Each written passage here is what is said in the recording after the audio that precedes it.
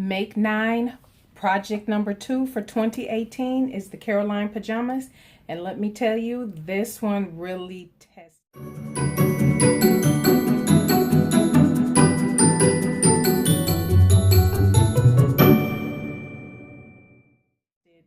my sewing mojo. Okay, so here's the deal. All right, I'm just gonna get right into it. Carolynpajamas. If you recall from my Make 9, I will pop that up here.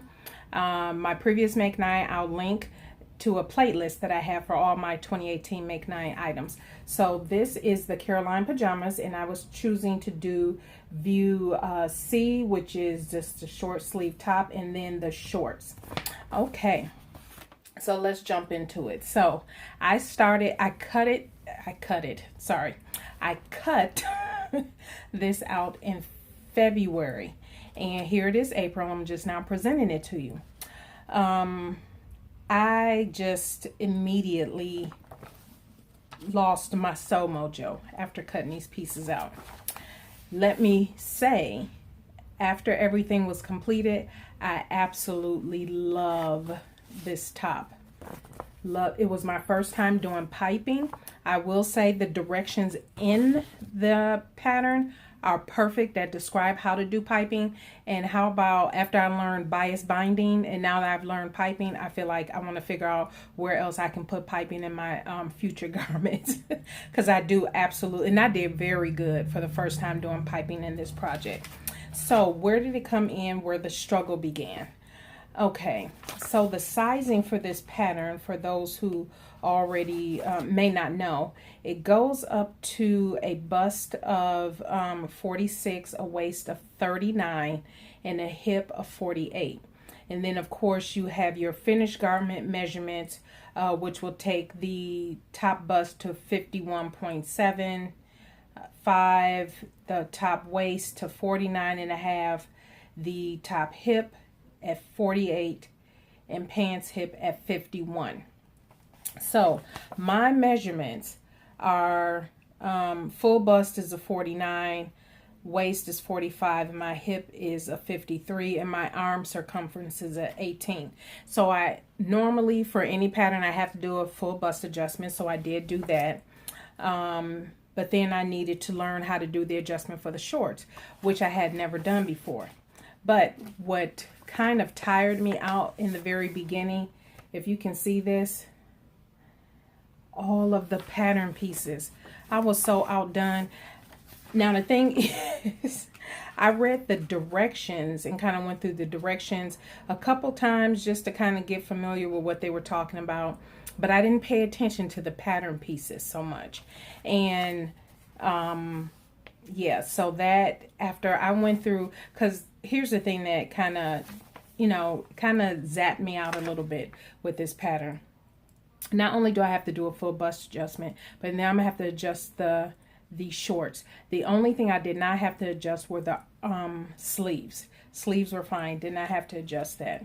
And then just adjusting the shorts, that means you have to adjust where the pockets are, how the pockets lay, and all of that. And typically I don't do pockets in pajama shorts because I don't need pockets, but I just wanted to do them because the way that their pockets lay into the shorts, I was like, oh, that looks pretty interesting. Let me give that a try. See, here's the line drawing. So it's not a side seam pocket. It goes in a little differently. And so I was like, oh, I'll give those a try. Yeah, let me just share with you. Here is the shorts. As you can see, not done. Here are the shorts.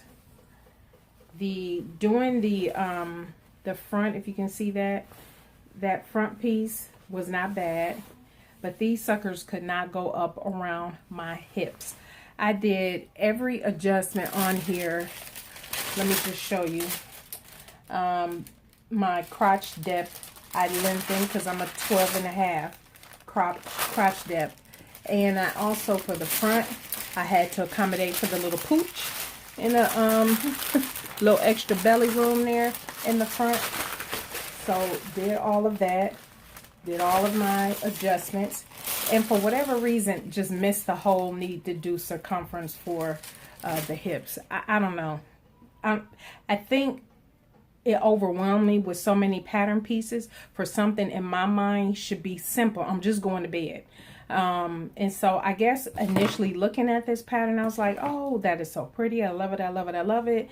And then once I got to cutting out the pattern pieces, I was like, this is an awful lot of work for something I'm just going to sleep in. But I persevered and got through it. And so during all that, I kept putting this up, putting it down, picking it up, putting it down. And so, yeah, somewhere along all that picking up, putting down, I missed a few things. And so let me just share with you, and I will show a little video here. But here is the top. This is my wearable muslin. Absolutely. Look at that piping. Gorgeous. Love that piping. What tripped me up were the directions on how to meet these two ends. I think I got it in the second one, but it went in fine. So it keeps flapping open, and there's nothing in here for me to attach it to. I could just attach it underneath the collar piece. Wouldn't nobody see it. It's only for bed. So, but it doesn't bother me. And so absolutely beautiful. Look at that. So these are my crazy jams. I used a couple different types of fabric to put this together. And so the one thing you will notice is there are no buttons, and there are no buttons on the one I used in my fashion fabric too, as well, because during all this picking up, putting down, I did the full bust adjustment, did the adjustments on the shorts, and I think my mind was just done with it at this point. I did not adjust the waist. No, I'm sorry, the hip, the tummy area, the waist leading down to the hip area. And so there was not enough room for me to properly put even the buttons on here. So what I did was I can only overlap it as much as the piping overlapped, and I just sewed it down in front. And I ended up doing this for the second one, the fashion fabric as well. And so that was on me. And I think I was just kind of over it once I got to sewing everything up. But here is the the final one. And here, this is a silk, as you can tell, and I absolutely used the wrong interfacing. So I've been noticing on projects lately, I've been paying more attention to the type of interfacing that I'm using with different projects. And for this one, I had cut, again, it was this stop and start, stop and start. And so I had a certain type of interface when I initially cut all the pattern pieces out. And the thing is, I made all the adjustments and cut both my muslin and my fashion fabric out together, which is a no-no. I won't do that again because I could have caught some of these things in the final one, but it's fine. So this one, I did get the shoulders right where I was able to meet that seam underneath so that inside is not flipping out. But again, the piping, just beautiful. It just beautiful. It really is pretty. And so this turned out nice. Now, because this here is silk and it was more slippery, I just end up doing bias binding, which is horrible underneath here. I don't know. Anyway, I have no excuse for that, but it looks fine. It definitely looks fine. And as you can tell, like I said, I did not adjust properly, so you will see across my midsection, the tummy area, it is really tight on the muslin. Not as tight, but it's still tight. I could use some extra room, but that's okay as I'm losing weight. And I tend to lose weight from the top down. So up here, I will always have to do full bust adjustments. I don't care even when I reach my goal weight. But yeah, and so I just didn't accommodate for the bottom part, but it is very pretty. So because the shorts, the Carolyn Pajamas shorts, were a complete fail for me, I was pretty discouraged after that, trying to make all those adjustments, and then the thing couldn't even go up over my hips. So as I was talking to my friend Karina, Lifting Pins and Needles, you guys watch her, she said, just do the Ella cami shorts. And I was like, oh, okay. She said super easy and like she said, I agree. The look I was going for with the Carolynpajamas, which I absolutely love, is all the piping detail that you get on the sleeves and everything like that. And so I did. And here are the shorts. I'm not going to talk about the shorts. I'll just show them to you, the front and back. These are my Crazy Jam shorts, silk. But I ran out of this fabric. And so I just found some other fabric to put on the back. So that is my roundup for the Carolynpajamas, my 2018 Make 9 project number 2.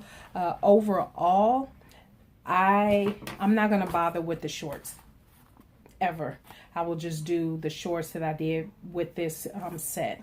But the top I will do again. And next time, I will definitely accommodate for the lower tummy area where it was a little tight down at the bottom. But yeah, other than that, that is it. I have completed my 2018 project number 2, and I am so excited. It is over. I don't feel overwhelmed anymore. I feel like a weight has been lifted off. I just think it just overwhelmed me with all of the pattern pieces. So definitely take that in consideration.